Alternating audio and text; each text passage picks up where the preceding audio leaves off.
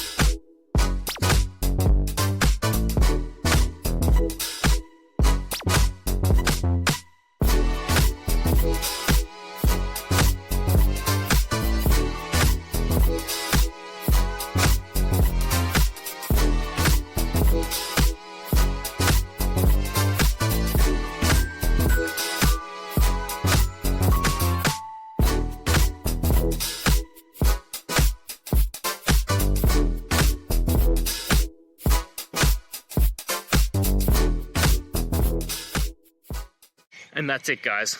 I hope that video helped find the resolution you're looking for. If it did, please, I'd appreciate it if you could hit subscribe. Until the next time you need more technical help, I hope you have a good one. Cheers.